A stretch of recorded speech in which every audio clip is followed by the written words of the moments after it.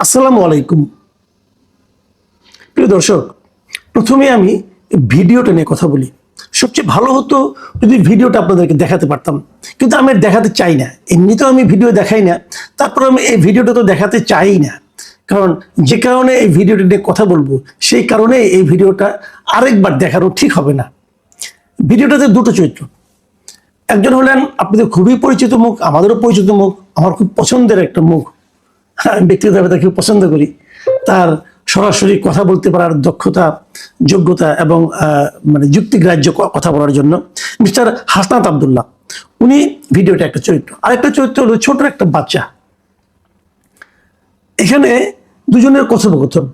ভিডিওটা কিন্তু খুব ছোট, বেশি বড় না, মোটেই বড় না। সেখানে হাসনাত আবদুল্লাহ বলছেন মির্জা আব্বাস কেডা, এবং জবাবে শিশিরা বলছে মির্জা আব্বাস চান্দাবাজ।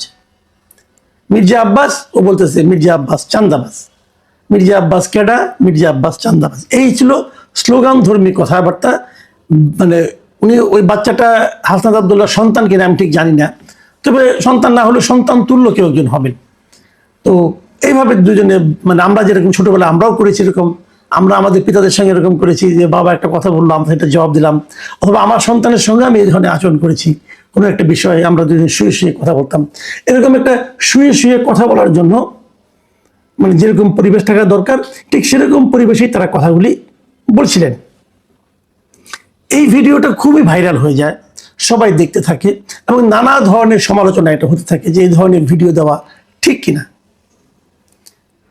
এই ভিডিওটা আমাকে গতকালকে সকালের দিকে একজন পাঠিয়েছিলেন। তো এবং আমারই একজন সিনিয়র ভাই, উনি বললেন যে দেখেন এটা কি ঠিক, এটা কি নৈতিকভাবে সে কাজটা ঠিক করলো। তো আমি কালকেই চেয়েছিলাম এটা কিছু বলবো, কালকে না বলে ভালো করেছি। কালকে বলতে কালকে আমি সন্ধ্যার দিকে বলতাম হয়তো ভালো করেছি, মানে তারপরে কিছু ফলো আপ ঘটনা আছে, সেটাও আপনাদেরকে আমি বলবো। তবে আমি কালকে করি নাই কি কারণে সেটা একটু বলি। সেটা হলো এই ধরনের আজকাল সোশ্যাল মিডিয়া না নানা ধরনের কথাবার্তা কিন্তু থাকে, এবং সেই কথাবার্তার প্রেক্ষিতে নানা ধরনের ভুল বুঝাবুঝিও হয়। যেমন কিছুদিন আগে এই হাসনাত আবদুল্লাহর দুটো আপনার পোস্ট নিয়ে আমি কথা বলেছিলাম। তো একটা পোস্ট হাসনাত আবদুল্লাহ দিয়েছিলেন, আরেকটা পরে যেটা কথা বলেছিলাম, পরে হাসনাত আবদুল্লাহ আমাকে ফোন করে বলেছিলেন যে এই কথাগুলো আমি বলি নাই, ওইটা আসলে আমার না, আমার নামে অন্য কেউ চালাচ্ছে।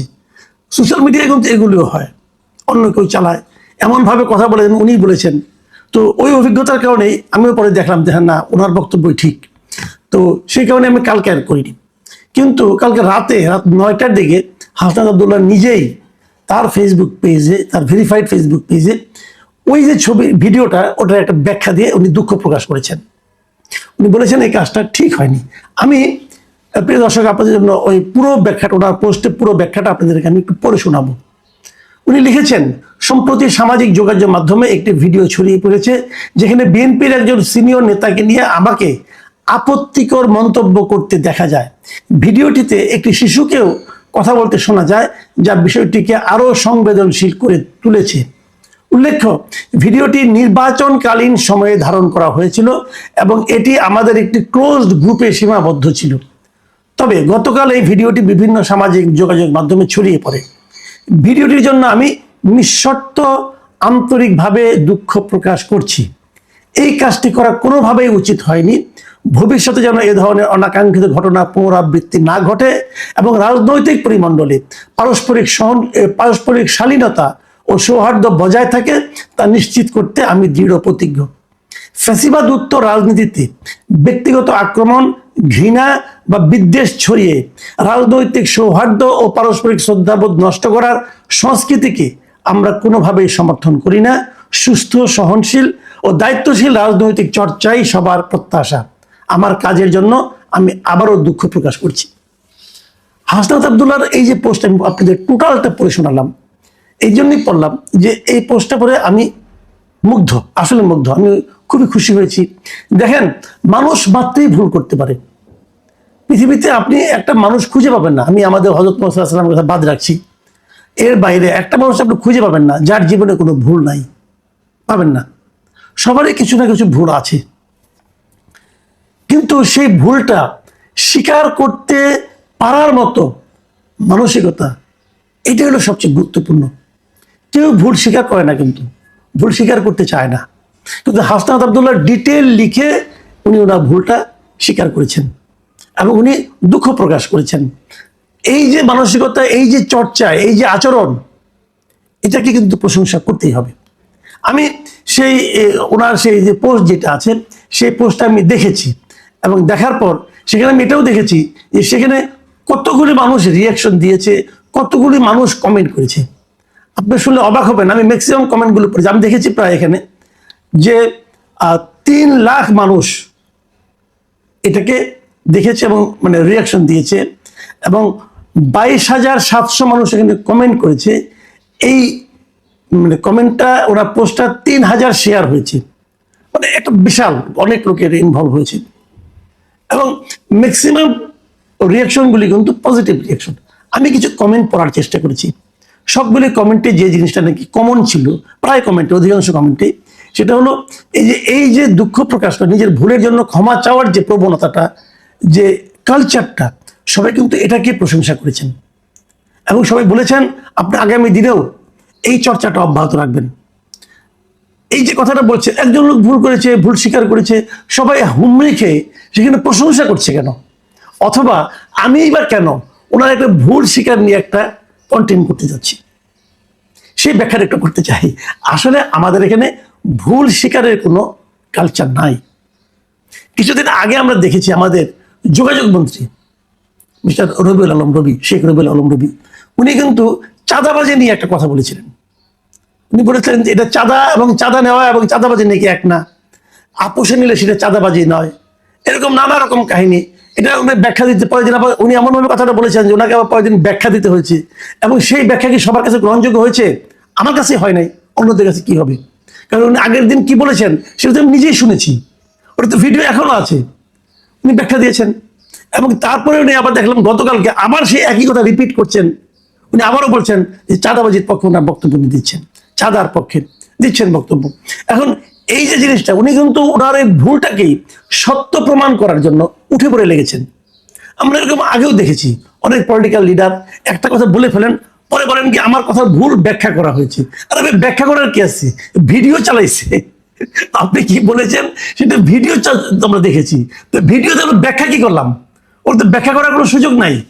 এরকম অনেক উদাহরণ আপনি পাবেন। এর মধ্যে আমরা অন্তর্বর্তীকালীন সরকারের সময় দেখেছি, তারপরে দেখেছি, তার আগে দেখেছি, পলিটিক্যাল লিডাররা ভুল স্বীকার করেন না। ভুল মানুষের হতে পারে এবং ভুল স্বীকার করাটাই মানবিক। যদি কেউ ভুল স্বীকার না করে তাহলে সে নিজেকে আর মানুষ মনে করে না, নিজেকে মহামানব বা আনব মনে করে অথবা ফেরেশতা মনে করে। ভাই, মহামানব অথবা ফেরেশতা সাজার চেষ্টা করেন না, মানুষ থাকেন। মানুষ থাকলে মানুষ আপনাকে আপনার কাছের লোক মনে করবে, এটুকু হাসনাত আব্দুল্লাহর প্রশংসা। এখন আরেকটা পয়েন্টে কথা বলি। এই যে দৃশ্যটা আমি দেখেছি, ওই বাচ্চাটার হাতে কিন্তু একটা খেলনা পিস্তল ছিল, পিস্তলের মতো ছিল, ওটা খেলনা কিনা যায় না, খেলনাই হবে, একটা খেলনা পিস্তল ছিল। এবং খেলনা পিস্তল হাতে উনি যখন বলতেছেন হাসনাত আব্দুল্লাহর কথার প্রেক্ষিতে, তখন কি এই বাচ্চাটাকে কিন্তু এক ধরনের, আমার কাছে মনে হয়েছে, এক ধরনের অ্যারোগেন্সি শেখানো হচ্ছে। আমাদের বাচ্চাকে কিন্তু আমরা এইভাবে মানুষ করব না। আমি যারই বাচ্চা হোক, আমি হাসনাত আব্দুল্লাহকে বলবো আপনার এটা রিয়াকশন হয়েছে, আপনি বলেছেন এটা আপনি নির্বাচনকালীন ওই টাইমটাতে আপনি এটা কাজটা করেছেন। নির্বাচন হয়ে গেছে তাও প্রায় আজকে 3 সপ্তাহ প্রায় হয়ে গেছে। কিন্তু তো এতদিন কিন্তু পরে যখন এটা ভাইরাল হয়েছে তখন আপনি বুঝতে পারছেন আপনি এটা ভুল করছেন। যখন আপনি সমালোচনার মুখে পড়ছেন তখন আপনি বুঝতে পারছেন এটা ভুল করেছেন। যে বাচ্চাটাই আপনার সঙ্গে এই বাইকালাপে অংশ নিচ্ছিল, সে বাচ্চাটা কি জানে যে কাজটা ভুল ছিল তার? সে বাচ্চাটা কিন্তু জানে না। সে বাচ্চাটা কিন্তু এই ধরনের ধারণা নিয়েই বড় হতে থাকবে। তার শিক্ষা কিন্তু এটাই হবে যে হাতে একটা পিস্তল নিয়ে বলতে হবে ও চাঁদাবাজ, ও ঘুষখোর, ও মদখোর, এগুলি বলতে থাকবে। এখন এই প্রবণতাটাকে আপনি এতদিন কেন করেন না? এতদিন আপনি বাচ্চাটাকে অথবা ওই বাচ্চার মাকে অথবা এদেরকে কি আপনি ভুলটা, আপনি যে ভুলটা ফেসবুকে স্বীকার করলেন, সেই ভুলটাকে ওদের কাছে স্বীকার করেছেন যে বাবা এই কাজটা তো মা বলা ঠিক হয় নাই, আমরা ওনাকে চাঁদাবাজ বলবো না। এটাও আবার আরেকটা ঝামেলা আছে। আরেকটা ঝামেলা কি আছে, যে এই যে আপনি বললেন যে ভিডিওটির জন্য আমি নিঃশর্ত আন্তরিকভাবে দুঃখ প্রকাশ করছি, এই কাজটি কোনোভাবে করা উচিত হয়নি। এই যে কথাটা বললেন, কোন কাজটা করা উচিত হয়নি এটা একটু আমি বুঝতে চাই। মানে মির্জা আব্বাসকে চাঁদাবাজ বলা উচিত হয়নি, নাকি মির্জা আব্বাসকে চাঁদাবাজ আমি বলতে পারবো, ক্লোজ গ্রুপে বলতে পারবো, কিন্তু এটাকে আমি পাবলিক করতে পারবো না, অথবা ভিডিও করলেও সেই ভিডিও ছড়িয়ে দিতে পারবো না, এটা ঠিক হয়নি। কোনটা? এটা কিন্তু আমার একটা বেসিক পয়েন্ট। এখন প্রশ্ন হচ্ছে যে আপনি যে বলেছেন মির্জা আব্বাস চাঁদাবাজ, যদি নির্বাচনের সময় হয়ে থাকে, তাহলে এই কথাটা কিন্তু আপনার যে সহকর্মী, আপনার দলের যে আরেকজন লোক মিস্টার নাসিরউদ্দিন পাটোয়ারি, উনিও কিন্তু নির্বাচনে প্রচারণা করার সময় সমানে বলে গেছেন। যদি আপনার বলা ঠিক না হয়ে থাকে, তাহলে ওনার কি বলা ঠিক হচ্ছে? তখন যে তারা বললো, তখনও তো ওনার এই বক্তব্য সব শিশু কিশোর সবাই শুনেছে। তো ওইটা কি ঠিক ছিল ভাই? এই ব্যাখ্যাটা কিন্তু খুব জরুরি। আর আরেকটা কথা, যদি উনি চাঁদাবাজ আসলে হয়ে থাকেন, চাঁদাবাজকে তো চাঁদাবাজ বলা কোনো অন্যায় না, বলতেই পারেন আপনি। তো চাঁদাবাজের জন্য আমাদের কি করা উচিত? আপনি আইনের আশ্রয় নেবেন, কাউকে না কাউকে বলবেন, আইনকে মানে প্রশাসনকে বলবেন এই লোকটা চাঁদাবাজ, আমার হাতে তথ্য আছে, প্রমাণ আছে, সেটা আপনি সাপ্লাই দিবেন। সেটা সাপ্লাই না দিয়ে পাবলিককে যখন আপনি বলতে থাকেন, তখন তো আসলে আপনি এক ধরনের পাবলিক নিউসেন্স ক্রিয়েট করেন। সেটাও কি ঠিক? ভাবুন। আবার উল্টা দিকে আমি আরেকটা কথা বললি, যে এরকম চাঁদাবাজ কি তারেক রহমানই বা কেন মনোনয়ন দিলেন? তার মানে কি উনি যদি আসলে চাঁদাবাজ হয়ে থাকেন, তাহলে তো এটা মারাত্মক একটা অন্যায় করেছেন। এই এতগুলি লোক তাকে ভোটই বা কেন দিল একজন চাঁদাবাজকে? সেটা কিন্তু একটা দেখার বিষয়। কাজে আমার বক্তব্যটা হলো যে মানুষের সমালোচনা করাই যায়, নানা বিষয়ে আপনি সমালোচনা করতে পারেন, কিন্তু সমালোচনার ভাষা যেন সংযত হয়, এবং সেই ভাষা আপনি যখন ক্লোজ ডোরে বলবেন, বন্ধু বান্ধবের মধ্যে বলবেন, তখনও যেন সংযত থাকে। যদি তখন সংযত রাখতে না পারেন, তো পরবর্তীতে কিন্তু আপনি ভুল করতে পারেন। যেমন এই বাচ্চার সঙ্গে আপনি ভুলে বলে ফেলেছেন, ওটা কিন্তু অভ্যাসের কারণে বলেছেন। আপনি কিন্তু মির্জা আব্বাস চাঁদাবাজ এটা কিন্তু এই বাচ্চাকে প্রথমবার বলেন নাই, আর অনেক বন্ধু বান্ধবের সঙ্গে বলছেন। বলতে বলতে এমন হয়ে গেছিল যে এটি আপনার কাছে স্বাভাবিক মনে হয়েছিল। যাই হোক, এই বিষয়গুলো আমার মনে হয় সবার একটু সচেতন থাকা উচিত। আমরা চাইবো কেউ চাঁদাবাজি করবেন না। যদি চাঁদাবাজি করেন, তাকে কেউ চাঁদাবাজ বলতে গেলে হাতে কিছু তথ্য প্রমাণ সহ আপনারা সংশ্লিষ্ট প্রশাসনের কাছে তথ্যগুলি দিবেন। আবার বলবেন প্রশাসন তো কিছু করবে না, ভয় পাবে, তাহলে তারেক রহমানের কাছে দেন, ওনার যে নেতা তাদের কাছে দেন, এবং তাদেরকেও বলবো যে কোনো চাঁদাবাজকে আপনারা মনোনয়ন দিন, আমাদের নেতা বানায়েন না। সবচেয়ে বড় কথা হলো প্রত্যেককে সম্মান করতে হবে যার যার জায়গায় রেখে। প্রিয় দর্শক, মির্জা আব্বাস চাঁদাবাজ কি চাঁদাবাজ না, এটা কিন্তু একদিনের ব্যাপার না। উনি অনেক দিন ধরে রাজনীতি করেন, অনেক দিন ধরে রাজনীতি যে লোক করে সেই চাঁদাবাজ, তারপরে তার লোকে ভোট দেয়, একটু কেমন যেন হয়ে গেল না? একটা মানুষের অনেক রকম ভুল থাকতে পারে, যেমন হাসান আব্দুল্লাহর আছে, হয়তো মির্জা আব্বাসেরও আছে, কিন্তু এইভাবে সুইপিং কমেন্ট, সেটাও কি ঠিক? এগুলি নিয়ে আমাদের একটু ভাবতে হবে। আপনারা ভাবুন।